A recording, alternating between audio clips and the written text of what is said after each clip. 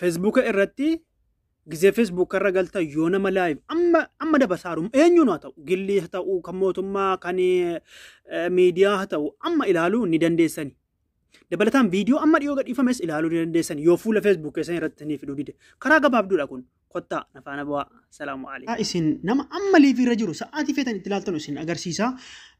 Warri immoo fuula jawaala keessanii akka godhachuu feetan amma fuula jawaala kiyyaati. Warra akkas godhachuu feetanii kommentii kam jalattu lakkoofsa tokko tuqaa. Yoo namni baay'inni waan kana fedhe irratti hojjedha bor. Akkasiin godhattanu fuula jawaala keessanii irra amma akka bareedu argaattan miti.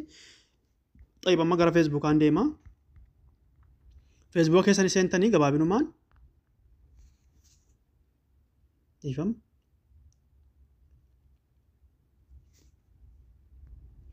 Amma fakkeenyaaf asirratti meerre namni liivii waraabaa jiru. Namni liivii seenaa hin jiru meerre. Namni liivii hin jiru. Tayyib nama liivii agarre miti gisee dhumne namuma liivii irra jiru eenyuma ta'u ilaaluuf bakka sarara sadii kan tuttani.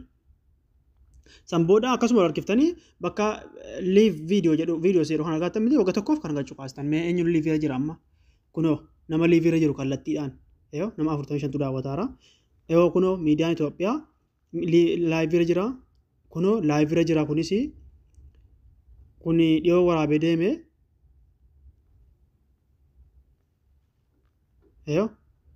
injira amma namni live irra jiru sa'aatii isaarra hin buune malee namni live irra jiru hedduudha nama live irra jiru akkuma kanaan isinii fida viidiyoos akkuma kanatti argattani kun asitti viidiyoo tuttani nama dhiyeenya waraabee dabarfate nama viidiyoo waraabee dabarfate akkanatti argattan jechuudha waan hin turre jechuudha isiniif ifa ta'a.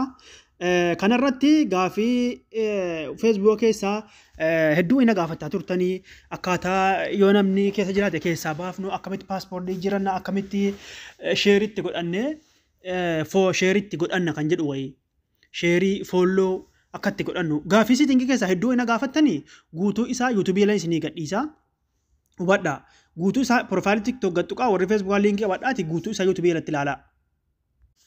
Yeroo linkii qabatanii dhuftanii asis hin fida kunoo viidiyoo ajjaleen isin gadhiisa riyoo shaafii lammaffaa jalatti kunoo kan jalatti isin gadhiisa yeroo kamiyyuu YouTube subscribe gidee godhattanu kiyyatee kan nama biraa ta'e mallattoo isin godhachuun isin asii kan argattanii dabalataan immoo viidiyoo duraan wayii barumsa hedduun gadhiisee jira isa argachuuf kanas subscribe godhadhaati kunoo bakka pilaay liist jedhu kana viidiyoo kan jedhu kun pilaay liist yoo kana gadhuuttanii fakkeenyaaf viidiyoo keessaa hedduu argattan jechuudha. Kana keessa viidiyoo hedduu jira.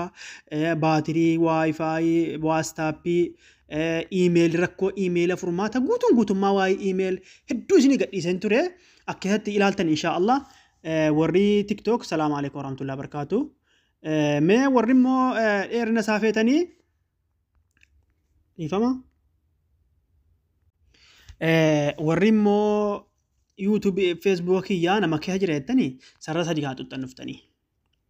San booda ol dhuftanii namoonni hedduu wayii na gaafatanii bakka siitingii kana tuttanii siitingii piraayiveesii kana tuttanii ni agartan jedhee yaada.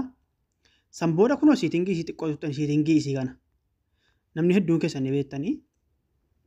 Sana booda bakka seekuriiteetu kana dhuftanii kan nama kamiiyyuu asirratti ni dhufa bakka seekuriiteetu kana dhuftanii paaspoortii seekuriitii kana. Sana booda akkaanti isinii fida. Asirratti oolii kana bakka oolii jettu kana asirra waggaa tokko cuqaastanii nama keessaa baasuudhaaf amma ankiyyaa kunkiyyaa garuu anuma keessa seenee jira malee natu keessa seenee jira asirratti fakkeenyaaf sarara sadan kana xuxxaniiti kunoo loogaawutii rukuttanii loogaawutii rukuttanii keessaa baha alaa xuulii kalas gisee loogaawutii rukuttanii keessaa baha asirraa bada jechuudha nama reefiin itti seenaara kanaafuu of keessaa baasuun barbaanne ifa isiniif ta'a paaspoortii jijjiirrachuudhaaf immoo asirra dhuftanii bakka change paaspoortii jedhu kana kunoo change paaspoortii kana dhuftanii tiyyee isaa dhiifama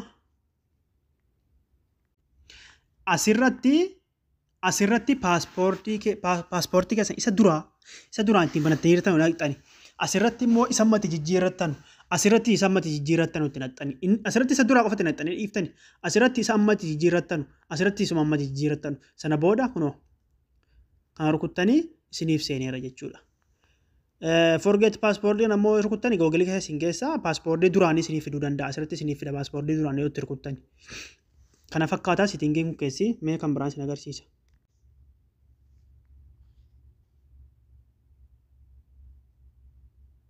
dhiifama ripaa maqaa jirachuu wallaaltanii dhiifama nagdoo goriyaan asirratti rukuttanii tiyyee asirra bakka riyoo shaafii dhukan agaatte miti deem bakka dhukan asirratti rukuttanii sana booda asirratti maqaa keessan asirratti maqaa abbaa keessanii itti naxxani asirratti immoo paaspoortii keessan turaatti naxxani paaspoortii keessan turaa isatti naxxanii jijjiirrattani ifa siniif ta'a paaspoortii keessan turaatti naxxanii jijjiirrattani ifa siniif ta'a asirratti maqaa keessan asirratti maqaa abbaa keessanii asirratti paaspoortii turaatti naxxanii giddattanii khalaas hin fudhatan inni yoo sinii gamataan nutti ceena sana booda gizaa sikaatanii akkana ol harkiftanii tiyyee mee akkaataa sheeritti godhattanuu fi akkaataa foolloo olitti baafattan foolloo isinii ifataa kun agar dhuftanii bakka foolloo jedhu kana addi publikii jedhu kana publikii irra foolloo keessan godhachuudha asirratti waggaa tokkoof kan gachuu qaastanii sheeriin asuma ta'a ifa isinii ta'uu qaba miti sheeriin asirratti isiniif ta'a jechuudha san booda asirratti dhuftanii yoo asirra jiraatellee isii kanatti ol gorsiiftanii la garru kuttanii jechuudha fakkeenyaaf hammaani asirra yoo jiraate kiyya kun asirra jira miti fakkeenyaaf isii kanatti hin godhadha kun ol public akka namni hundi argu foolloo akka namni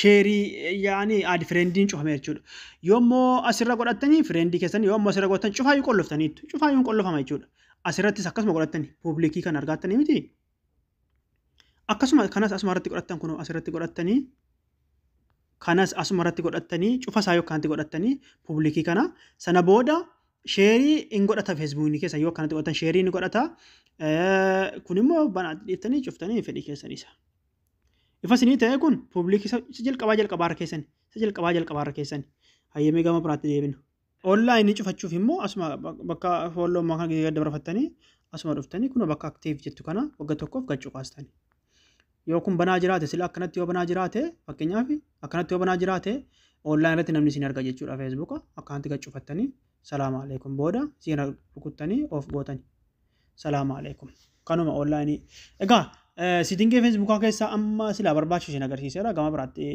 hanga barumsa biraatti walitti deemtu nagaan naa tura sabskiraayib godhadhaa yuutuubii keenya